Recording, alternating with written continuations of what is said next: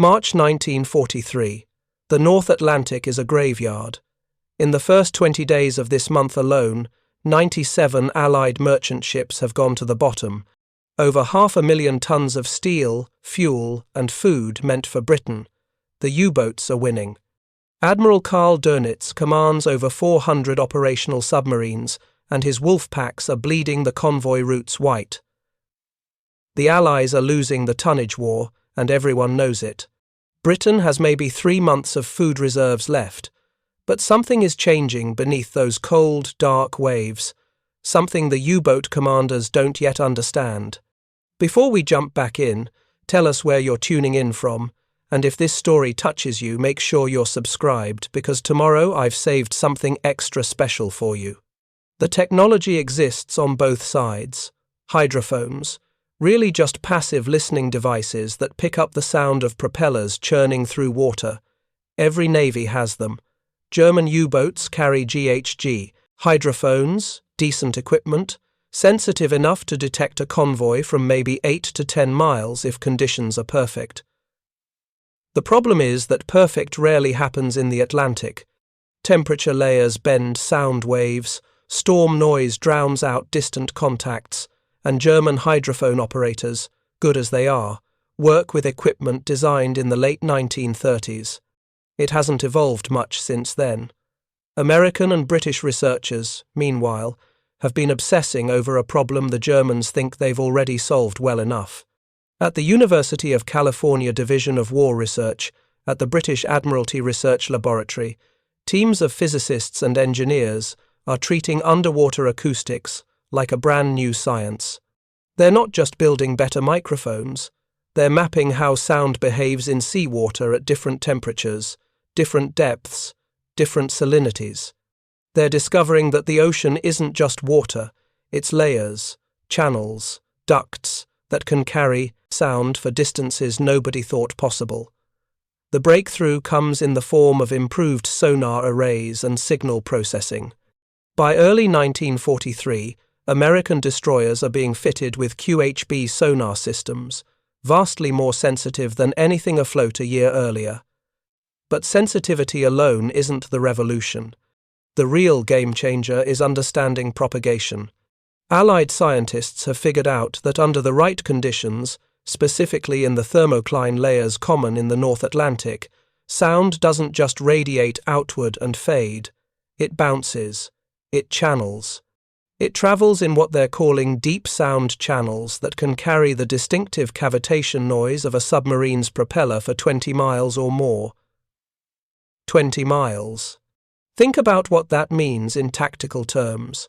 A U-boat captain operating on the standard German playbook assumes he's safe if he stays beyond 10 miles from a destroyer. That's been the rule of thumb, the safety margin drilled into every commander at the submarine school in Neustadt. 10 miles gives you time to dive deep, to creep away at silent running speed, to reposition before the enemy gets close enough to threaten you. 10 miles is sanctuary, except now it isn't. Now destroyers are detecting U-boats at ranges the Germans don't believe are possible. And here's the truly insidious part. The U-boat crews don't know they're being tracked. When you're 20 miles away from a destroyer, you can't hear it. Your hydrophones aren't that good. So you're cruising at periscope depth, or maybe surface to recharge batteries, thinking you're alone in an empty ocean. You have no idea that an American destroyer captain is already plotting your position, already calculating an intercept course, already calling in other ships from his hunter-killer group. You're being hunted, and you don't know it yet. The first U-boat commanders to experience this new reality think they're victims of incredibly bad luck. A destroyer appears, out of nowhere, already at attack speed, already positioned perfectly for a depth charge run. How did they know where to look? Must have been a patrol plane that radioed our position, except there was no plane.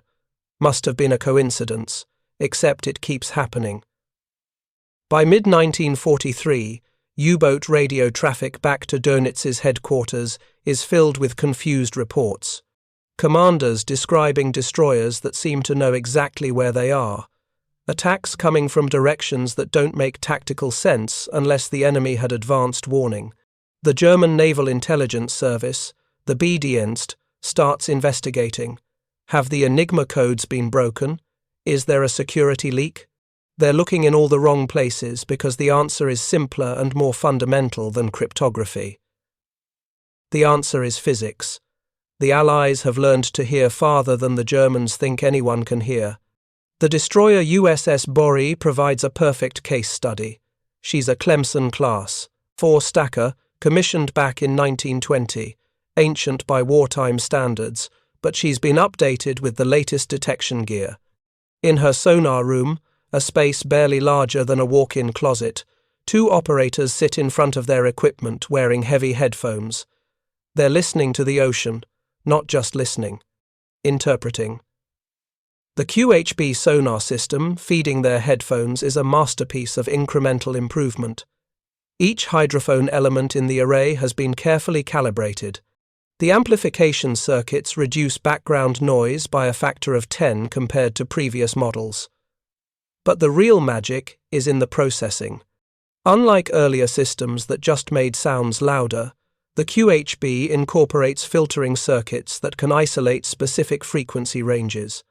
A submarine's propeller creates a distinctive acoustic signature, a rhythmic cavitation pattern that sits in a narrow frequency band between 200 and 800 Hz.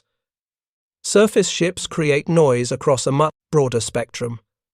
By filtering out everything except that narrow band, operators can pick out a submarine signature from the general ocean cacophony at distances that would be impossible with raw, unfiltered listening. It's like trying to hear a whisper in a crowded room, except you've got earplugs that block every sound except whispers. The British contribute their own advances to this acoustic revolution. Their Type 144 ASDIC system, developed at the Admiralty Research Laboratory in Teddington, employs a different approach. Active sonar pinging combined with extremely sensitive passive listening during the intervals between pings. The beauty of this hybrid system is that it gives you 2 separate datasets to cross-reference. The active pings tell you where a submarine is right now. The passive listening tells you which direction it's moving based on Doppler shift in its propeller noise. Combine those 2 pieces of information and you can predict where it's going to be. 5 minutes from now, 10 minutes from now. Canadian corvettes, the workhorses of convoy escort duty, get updated equipment too. The Royal Canadian Navy fits its Flower-class corvettes with Type 123, a sonar starting in late 1942. It's less sophisticated than what the Americans and British have, but it's effective enough. More importantly, the Canadians develop doctrine for using it. They train their operators not just to detect submarines, but to classify them. Is it a Type 7 U-boat, the standard model, or is it one of the larger Type 9 boats? Different U-boats have different performance characteristics, different diving depths, different evasion tactics. If you can identify what you're hunting from its acoustic signature alone, you can predict what it's going to do next. All of this technology feeds into a larger tactical revolution happening at Western Approaches Command in Liverpool. Admiral Max Horton, who took over in November 1942, is a former submarine commander himself. He understands how U-boat captains think because he used to be one, and he's building a system to exploit their assumptions. He establishes support groups, dedicated hunter-killer formations that don't escort convoys but roam independently, responding to U-boat contacts reported by convoy escorts. When a convoy's escorts detect a U-boat at long range, they don't break formation to chase it. They maintain their screen around the merchant ships and radio the contact to Horton's headquarters. Then a support group races to intercept. The support groups operate with a freedom convoy escorts never have. They can pursue contacts for hours, even days. They can use aggressive tactics, high-speed approaches, coordinated attacks from multiple directions, relentless prosecution of contacts until the submarine is destroyed or definitively driven off. And they're equipped with every acoustic advantage available. HMS Starling, Captain Frederick, Walker's legendary sloop, carries both Type 144 ASDIC and experimental American sonar equipment. Walker becomes obsessed with acoustic hunting. He drills his crew endlessly on contact interpretation. He develops new attack patterns designed specifically to exploit long-range detection. By summer 1943, the acoustic advantage is turning into an intelligence advantage.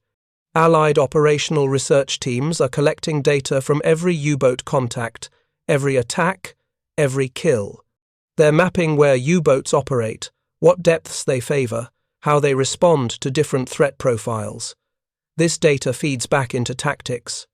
If we know U-boats typically dive to 150 meters when depth charged, we can set our charges to explode at 160 meters. If we know they turn to port more often than starboard when evading, we can position our follow-up attacks accordingly. The Germans are being studied like laboratory specimens, and they have no idea it's happening.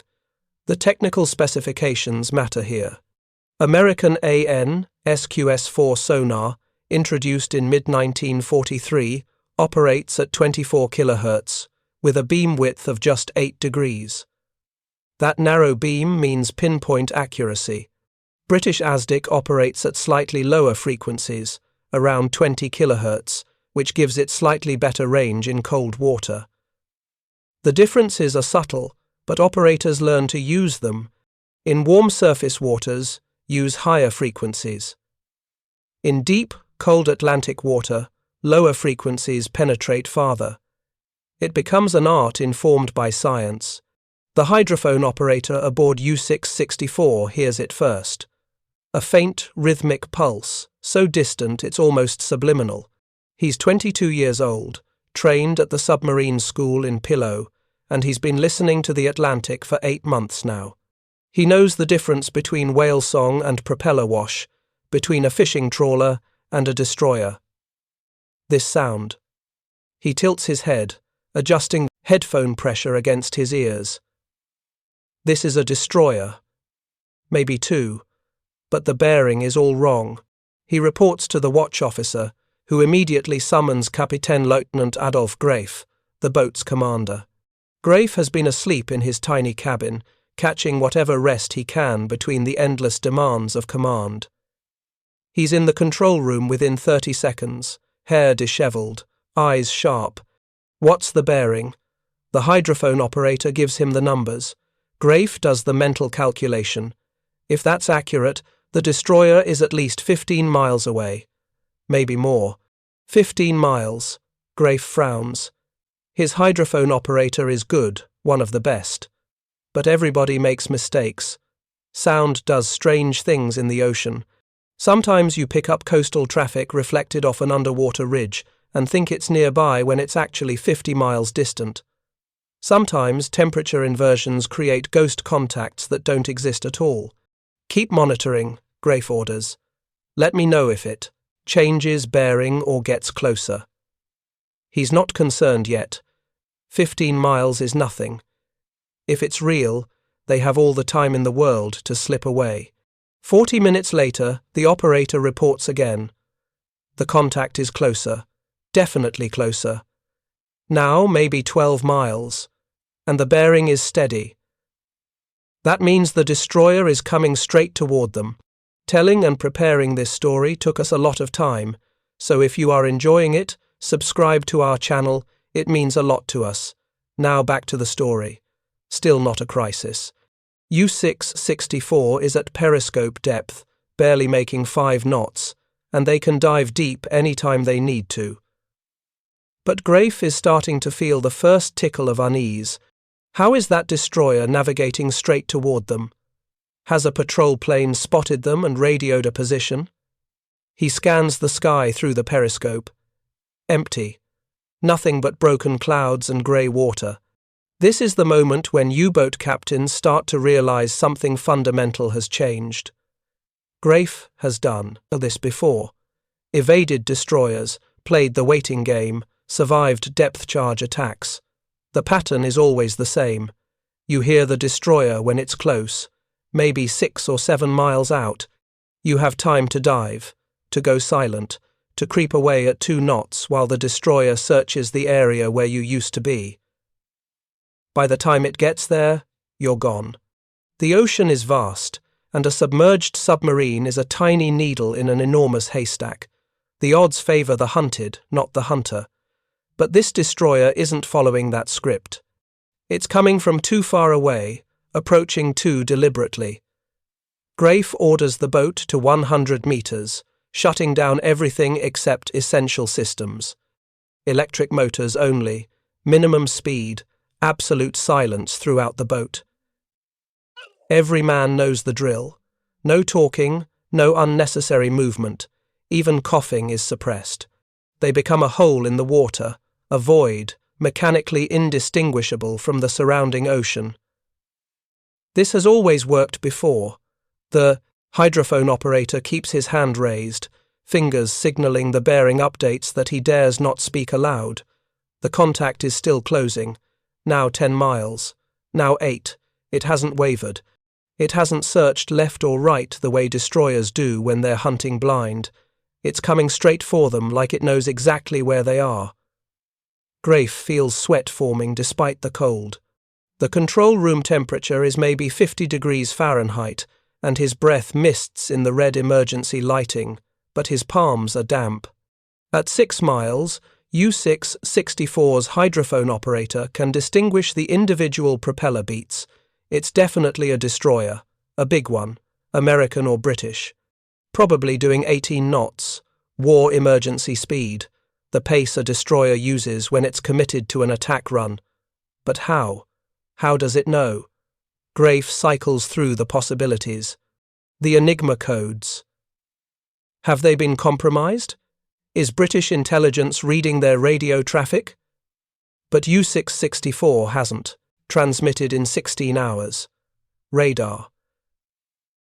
Do the Allies have radar that can detect a submerged submarine? But they're at 100 meters now, far too deep for any radar to penetrate.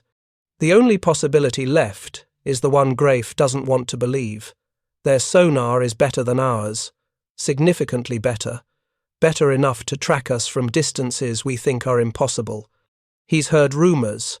Whispers in the officers' mess back at Lorient, other commanders reporting similar experiences. Destroyers that appeared to have supernatural knowledge of U-boat positions. Headquarters dismissed those reports as combat stress, confirmation bias, the fog of war. But what Grafe is experiencing right now is real. That destroyer found them from at least 15 miles out, and it's tracked them through every evasion maneuver. U-664 goes deeper, down to 150 meters, pushing closer to the boat's rated crush depth than Grafe likes. The pressure hull creaks, small pops and groans as the steel compresses under the weight of the ocean above. The men's faces are pale in the emergency lighting, eyes fixed on their instruments, waiting. And still, the destroyer comes. Grafe's options are limited, and they're all bad. The standard evasion playbook, the tactics taught at every U-boat training facility, suddenly feels obsolete. First rule, if detected, go deep and go quiet. He's already done that. U-664 is hovering at 150 meters, producing barely any noise, drifting with the current to avoid propeller cavitation. Second rule, change course radically to break the enemy's tracking solution. He orders a turn to starboard, 90 degrees from their previous heading. The boat angles gently, electric motors pushing them through the turn at glacial speed. Third rule, create a thermal layer between you and the hunter. Temperature differences in water bend sound waves, create false echoes, mask your true position. Except none of it is working. The hydrophone operator's hands keep moving, updating the bearing. The destroyer has compensated for the course change. It's still coming. Grafe realizes with cold clarity that he's fighting an enemy that's operating under a completely different set of physical rules than he understood. Every calculation he's ever made about safe distances, about acoustic detection ranges, about how sonar works, all of it is wrong. Or rather, It was right for 1940. But this is 1943, and the technology has leapt forward while German intelligence slept. Other U-boat commanders are learning the same brutal lesson across the Atlantic. Korvettenkapitän Peter Gerlach on U-403 experiences his own moment of revelation in April 1943. He's stalking convoy HX-233, positioning for a night surface attack, a tactic that's worked beautifully for 2 years. Surface attacks let you use your diesels for speed, let you present a tiny silhouette that's almost impossible to spot visually, let you fire torpedoes and race away before the escorts can respond. Gerlach has done this a dozen times, but tonight, when he surfaces 8 miles from the convoy's outer screen, a destroyer turns toward him immediately, not searching, not patrolling, turning directly toward his position like it received a radio call, except no aircraft are overhead, and the destroyer was already turning before U-403 broke the surface. The only explanation is that the destroyer detected them while they were still submerged, still approaching, detected them and tracked them continuously while they rose from depth. Gerlach crash dives immediately, abandoning the attack. In his war diary entry that night, recovered after the war from German naval archives, he writes, "Enemy appears to possess detection apparatus of extraordinary range and accuracy. Recommend urgent investigation by technical command." The evasion tactics U-boat commanders improvise have become increasingly desperate. Some try the Pillenwerfer decoy, a canister that releases chemicals creating a bubble screen that echoes sonar. It works sometimes against close-range ASDIC, creating a false target while the U-boat slips away. But against long-range tracking, it's useless. The destroyer tracks you for miles before you even know it's there.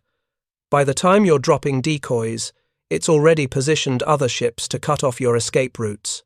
The hunter-killer groups use the time advantage to set traps. One destroyer maintains sonar contact, while others race ahead to predicted intercept points. The U-boat captain thinks he's evading one pursuer when he's actually running toward 2 more. Some commanders try radical depth changes, diving to 200 meters, then rapidly blowing ballast to rise to 50 meters, hoping the sudden movement will confuse the tracking solution. It's dangerous. Going that deep risks crushing the hull. Rising that fast risks broaching the surface right in front of the enemy. And it barely works anyway because the destroyers are using multiple sensing methods simultaneously. Active sonar pings confirm what passive listening detects. Radar picks up periscopes and snorkels.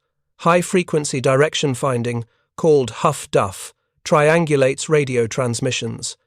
The Allies have built a layered detection network, where losing one sensor doesn't mean losing the contact. The psychological impact is crushing. U-boat crews sign up knowing the dangers. Depth charges, torpedo failures, mechanical breakdowns, storms. Those are honest dangers you can prepare for. But being hunted by an enemy you can't see, can't hear, can't detect until it's right on top of you, that's different. That's being prey in a way submariners aren't supposed to be. Submarines are predators. That's the entire psychological framework. You're the shark in the deep water, and the surface ships are your victims. Except now the relationship has inverted, and the men feel it in their bones. Aboard U-664, Grafe makes a final desperate attempt. He orders full speed on the electric motors, a tactic that drains batteries at a ruinous rate but might, just might, create enough separation to break contact. The boat surges forward, straining against the water pressure. 5 knots, 6. The electric motors whine at maximum load, pulling every amp the batteries can deliver. The engineer reports they have maybe 20 minutes at this speed before the batteries drop below minimum safe levels. 20 minutes. And then they'll have to surface to run the diesels for recharging, which means exposing themselves completely. The hydrophone operator shakes his head. The destroyer is still there, still tracking, and now it's accelerating too. It's matching their sprint, and it has unlimited endurance because it's running on fuel oil, not batteries. Grafe realizes he's in a race he cannot win. The mathematics are brutal and simple. The destroyer can pursue for hours. U-664 can run for minutes. The science behind what's happening to Grafe and hundreds of other U-boat commanders comes down to something most of them never studied in detail. Thermodynamics and wave propagation. The ocean isn't uniform.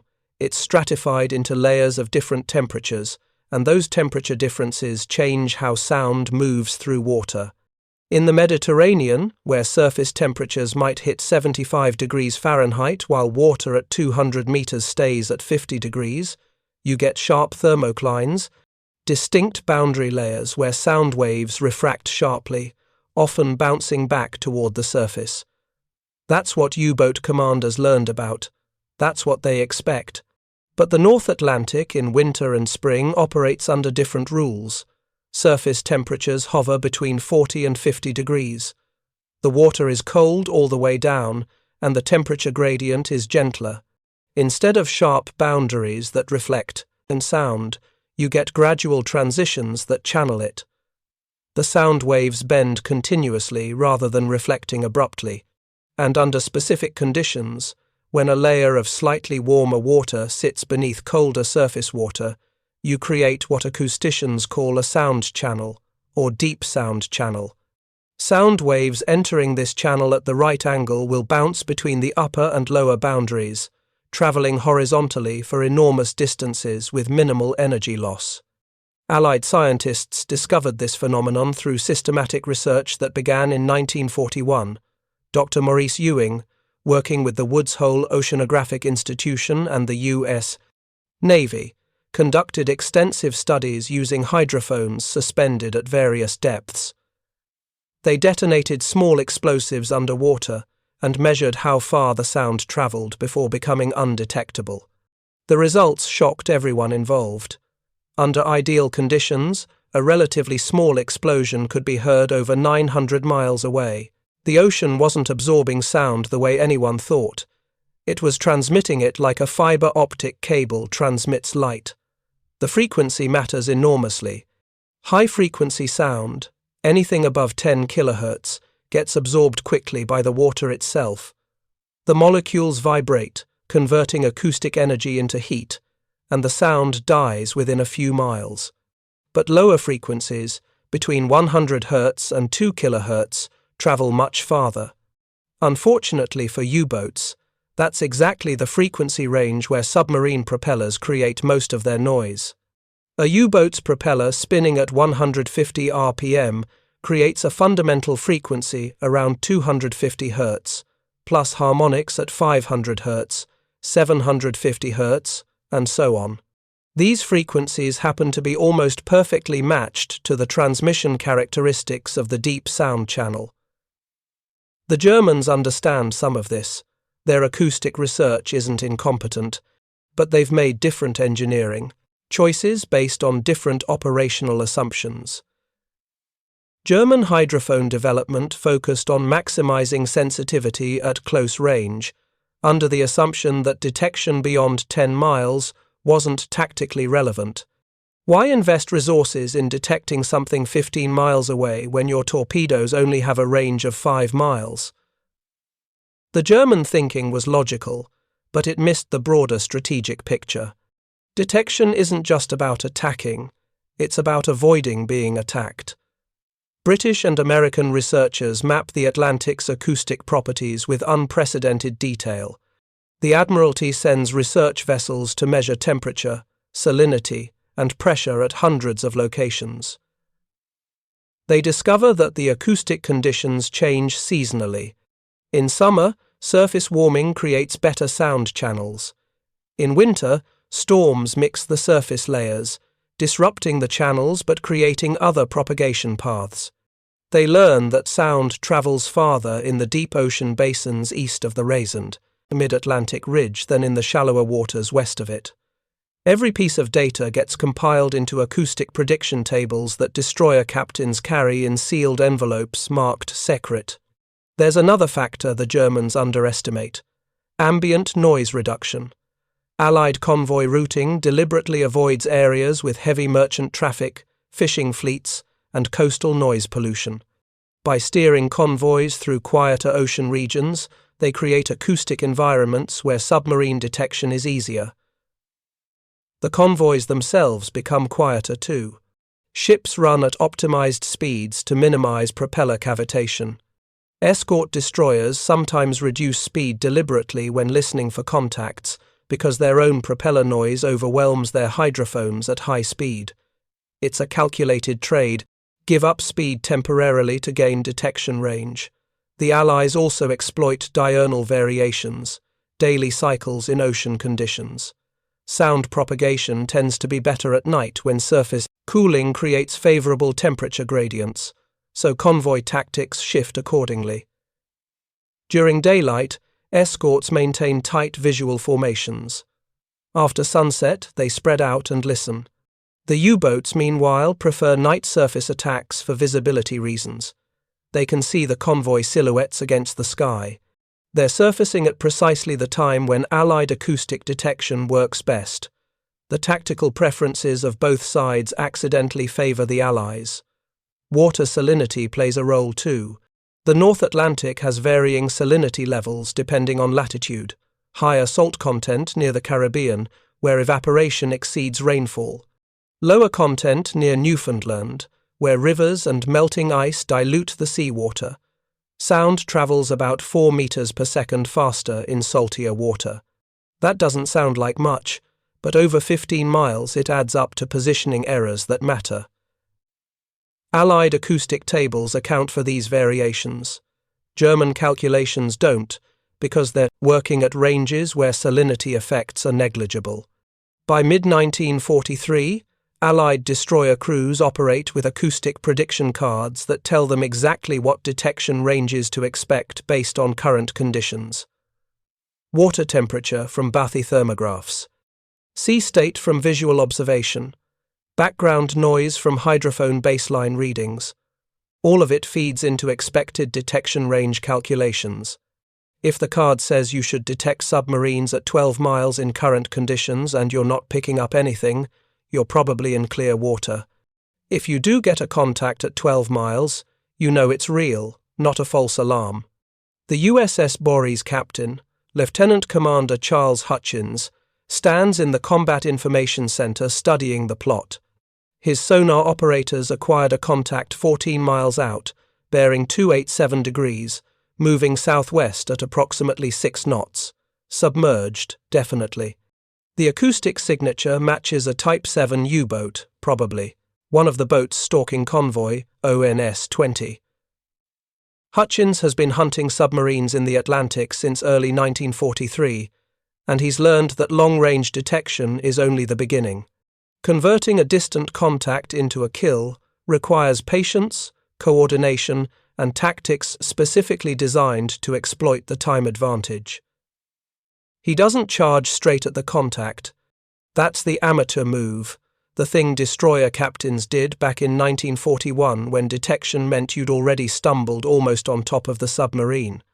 Instead, Hutchins radios his position and the contact information to the support group commander aboard HMS Duncan. Within minutes, he receives vectors for 2 other destroyers, USS Goff and HMS Vidette. They're 12 miles away in different directions, and they're being directed to intercept points ahead of the U-boat's projected course. The plan is elegant. Borie maintains sonar contact and follows at a distance, not attacking, just tracking. The U-boat captain may or may not know he's being followed. If he does, he'll eventually try to evade. When he makes that move, he'll run straight toward Goff or Vidette, positioned where he can't see them coming. This is the hunter-killer doctrine perfected by Captain Frederick Johnny Walker, the most successful anti-submarine commander in the Royal Navy. Walker commands the 2nd Support Group, 5 sloops that have developed submarine killing into an industrial process. His flagship, HMS Starling, has detected and prosecuted over 40 submarine contacts. Walker's innovation is treating long-range detection not as a prelude to immediate attack, but as the opening move in a chess game that might take hours to complete. Walker's Operation Observant tactic, developed in early 1943, works like this. The detecting ship maintains contact from maximum range, plotting the submarine's course and speed for at least 30 minutes. This data gets radioed to other ships in the group, which calculate intercept courses to positions 5 to 10 miles ahead of the submarine. Those ships approach from directions where the submarine's hydrophones are least sensitive, directly ahead or directly astern, where the submarine's own propeller noise masks approaching threats. When everyone is in position, the closest ship accelerates to attack speed. The submarine hears it and dives or turns, running straight toward one of the other positioned ships. It's a trap with multiple jaws, and long-range sonar is what makes it possible. The tactics get more sophisticated as the year progresses. By autumn 1943, support groups are using coordinated sonar searches called Operation Raspberry. 3 or 4 ships form a line abreast, spaced 4 miles apart. They sweep forward together, their combined sonar coverage creating a detection fence 16 miles wide. Any submarine within that fence gets detected by at least one ship, usually 2. The multiple contacts allow triangulation, plotting the submarine's exact position from bearing data gathered from different angles. With an accurate position, depth charge attacks become surgical rather than speculative. Hedgehog mortars change the tactical picture even further. Unlike traditional depth charges that roll off the stern and explode at preset depths, Hedgehogs fire 24 small contact-fused projectiles in a circular pattern ahead of the ship. They only explode on contact with the submarine, which means no explosion doesn't mean you missed. It might mean the submarine wasn't there. More importantly, Hedgehogs let you attack while maintaining sonar contact. Traditional depth charges require you to pass over the submarine's position, losing sonar contact during the attack run. Hedgehogs fire forward, so the submarine stays in sonar view until the moment of impact. The math behind Hedgehog effectiveness is brutal. Each projectile weighs 35 pounds and contains 15 pounds of Torpex explosive, more powerful than TNT. A single hit will crack a submarine's pressure hull. The pattern covers a 120-foot circle, and the submarine is about 200 feet long. If your position data is accurate to within 60 feet, you have better than even odds of hitting.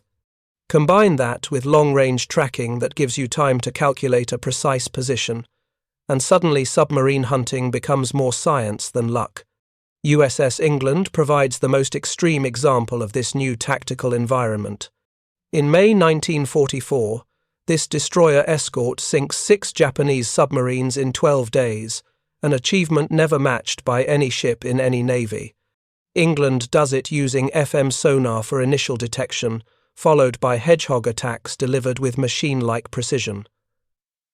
The crew develops a rhythm: detect, close, plot, fire, confirm, kill, move to next contact.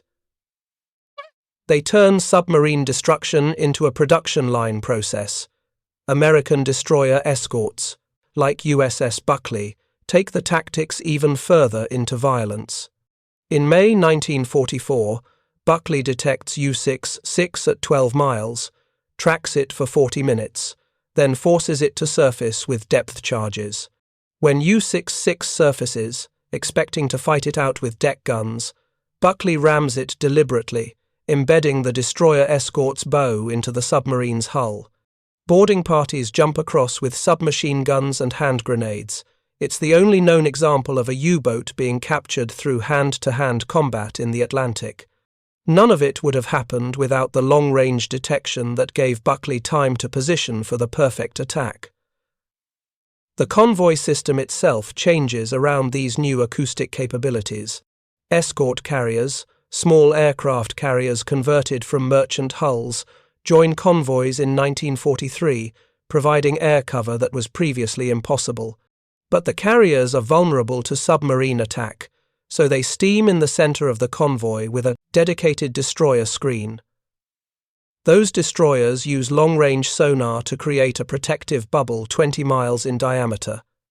Any U-boat approaching the convoy gets detected while still far outside torpedo range. Inside U-664, the waiting is worse than combat. Combat is noise and chaos and action. Your brain doesn't have time to process fear because it's too busy processing information and making decisions. But this silent stalking through the deep Atlantic while an invisible enemy tracks you from miles away, this gives you entirely too much time to think. The control room is lit only by red emergency lights to preserve the crew's night vision. 43 men are packed into a steel tube 220 feet long and 20 feet wide, and every one of them knows they might die in the next few hours. Grafe stands near the hydrophone station, watching his operator's hands. The man's fingers move in tiny increments, adjusting the bearing dial, his face frozen in, concentration behind the heavy headphones. Every few minutes, he holds up fingers indicating bearing changes. Small adjustments that tell Grafe the destroyer is still there, still following, still impossibly aware of their position.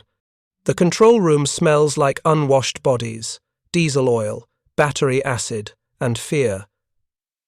You can actually smell fear in a confined space. It's the sweat that comes when adrenaline floods the system, chemically different from normal perspiration, sharper, more acidic. The crew maintains absolute silence. Speech is forbidden except for whispered commands. Even breathing is shallow and deliberate. Somewhere above, a destroyer hunts them with uncanny precision. Grafe suspects it doesn't even need them to make mistakes, it simply knows where they are. Men communicate only through nods and glances. Time dissolves underwater. 15 minutes feel like an hour. The human mind, stripped of light and sound yet gripped by fear, begins to warp. Depth charges arrive. Without warning, dull thuds growing into concussive blasts that rattle bolts and make the hull groan like a wounded animal. Dust drifts from pipes. Someone vomits. No one reacts. Terror is routine. Grafe orders a course change. The boat turns slowly, its electric motors whining softly. For a moment, the explosions stop, then resume, closer. The destroyer adjusts effortlessly. They can't shake it. The boat's battery charge drains. 3 hours of life remain. The mathematics are simple. They are losing. In the forward torpedo room, men sit among tons of explosives, lit only by the dim glow of emergency bulbs. A near miss could trigger the torpedoes, granting instant death, something many silently wish for over the slow horror of drowning. It is May 1943. Across the North Atlantic, Admiral Dönitz's wolfpacks are converging on convoy ONS 542 merchant ships escorted by 7 warships. This should have been a triumph of German submarine warfare. Instead, it becomes a massacre. HMS Duncan detects a U-boat 19 miles away, far beyond the range the Germans think possible. Commander Peter Gretton doesn't attack, he coordinates. 2 other escorts, Vidette and Tay, position themselves ahead of the unsuspecting submarine. When it dives to evade one, it dives straight into the other's kill zone. A perfect hedgehog salvo ends 45 men's lives in seconds. The entire engagement lasts 4 hours. The pattern repeats. Lucistrife and Sunflower destroy U-638. Oribe corners U-125. By dawn, 5 U-boats are sunk and 3 crippled. In Berlin, Dönitz receives frantic reports of destroyers that seem almost supernatural, able to track U-boats for hours without being heard. He orders the attack to continue, unaware he's witnessing the end of his submarine campaign. 2 weeks later, Convoy SC 130 proves it. 24 U-boats attempt an ambush. None of the convoy's ships are lost. Instead, the escorts sink 5 submarines and damage 7 more. British destroyers detect contacts 20 miles away, coordinating attacks through radio and radar networks the Germans don't even realize exist. Captain Odo Loewe of U-954 survives to describe the experience. Detected at 18 miles, hunted for hours, forced below 280 meters until his hull began to buckle. He finally surfaces and surrenders. His account confirms what Dönitz refuses to admit. Allied ships can now hear U-boats long before the Germans hear them. In May 1943 alone, Germany loses 43 submarines, 1/4 of its operational fleet. Over 2,000 men vanish beneath the Atlantic. Allied shipping losses plummet to less than half the previous month's total. For the first time, U-boats are being destroyed faster than Germany can build them. On May 24, Dönitz orders all submarines withdrawn from the North Atlantic, calling it a temporary redeployment. The truth is starker. The wolfpacks are finished. Allied acoustic detection sonar has turned hunters into prey. The Germans never fully understand why. They suspect code breaking, radar, even luck. They never grasp that a revolution in underwater acoustics has made them blind. Post-war intelligence confirms the Allies' edge lay not only in Enigma decryption, but in advanced sonar arrays and coordinated tactics that let ships track submarines from miles beyond German range. That acoustic breakthrough reshapes naval warfare for the next 80 years. The Cold War becomes a contest of sound. The US and Soviet Union pour billions into sonar networks and quieting technologies. The American SOSUS system plants hydrophones across the seafloor, capable of detecting submarines across entire oceans. Nuclear propulsion changes endurance but not vulnerability. The first nuclear subs, Nautilus and the Soviet November class, are louder than diesel boats. SOSUS arrays detect them leaving port hundreds of miles away. Submarines gain power but lose stealth. The advantage remains with the MIRD, listeners. By the 1,970 seconds, towed sonar arrays and digital processors extend detection ranges beyond 100 miles. Submarines like the U.S. Los Angeles-class hunt Soviet boats with precision unimaginable in 1943. The Soviets respond with the Akula class, quieter and more refined, wrapped in rubber anechoic tiles and fitted with isolated machinery, but still audible under the right conditions. Sound propagation physics hasn't changed. Any noise in the ocean can be heard, given the right ears. Commanders learn to hide in thermal layers or noisy shipping lanes, to move slowly, sometimes at 2 knots. But these are defensive measures. The submarine that hides cannot strike freely. Modern destroyers carry sonar systems that would seem like science fiction to Grafe or Gretton.